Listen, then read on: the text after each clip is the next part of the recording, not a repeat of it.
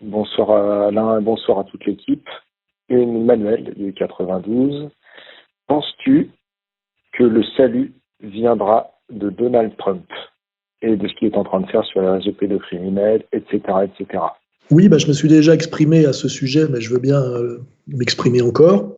J'espère que Trump incarne une forme de salut et puis le virage radical que doit prendre la politique. Et j'ai déjà écrit dans Comprendre l'Empire que si ça devait bouger par rapport à la marche satanique du nouvel ordre mondial vers une forme de domination terminale qui a été très bien exprimée par Attali, qui espère un jour un gouvernement mondial unifié à Jérusalem. Je pense qu'il n'y a pas de, comme je l'ai dit, il n'y a pas de complotisme ou il n'y a pas de délire.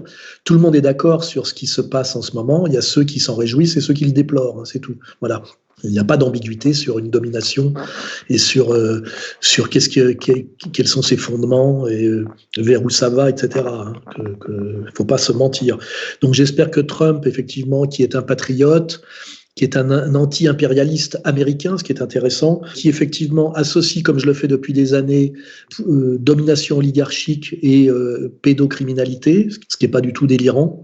J'espère réellement qu'il va être élu et qu'il pourra mener ce combat, de nettoyer les écuries d'Augias, drainer l'État profond, vaincre le pouvoir profond. Et je pense malheureusement que même s'il est élu, on risque de voir les États-Unis basculer dans une nouvelle guerre civile. Il y en a déjà une à l'époque.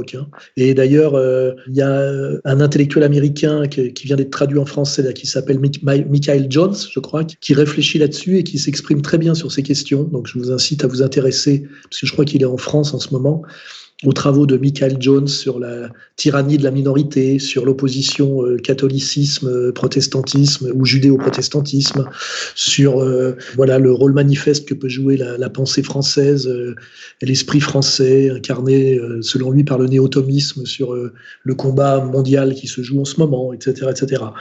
Et donc oui, j'espère que Trump incarne tout ça. Je pense qu'il l'incarne. Après, je ne sais pas si ça va aussi loin que le dit Quanon ou c'est juste en partie, mais c'est intéressant, c'est de voir aujourd'hui la manière dont, par exemple, un Chomsky, qui est le maître à penser d'un Bricmont, s'exprime sur Trump, et au lieu de voir en Trump quelqu'un qui essaie de désengager l'armée américaine de ces entreprises néocoloniales mises en place par les néoconservateurs depuis les années Reagan, Bush et continuer jusqu'à Obama, quand on voit Trump se battre pour l'emploi, lutter contre l'esclavage humain, et qu'on entend un Chomsky, que j'ai toujours dénoncé comme un escroc de la communauté organisée, nous balancer que Trump est plus dangereux qu'Adolf Hitler, selon lui, et le pire homme politique de tous les temps, bien plus dangereux et pire que Adolf Hitler. Donc c'est intéressant de voir, en fait, quel maître sert Chomsky et comment il voit les choses. C'est-à-dire que quelqu'un qui veut sortir de la guerre, redonner de l'emploi à ses concitoyens, est considéré par monsieur Chomsky, maître à penser de monsieur Bricmont, comme pire qu'Hitler. Ça peut peut-être nous pousser à nous réintéresser à la politique qui était celle d'Hitler avant qu'il ne soit poussé à la guerre et de voir quel était son discours au début des années 30 et peut-être de réviser un peu notre vision du monde, celle qui nous est imposée depuis, je dirais, depuis Nuremberg. Voilà.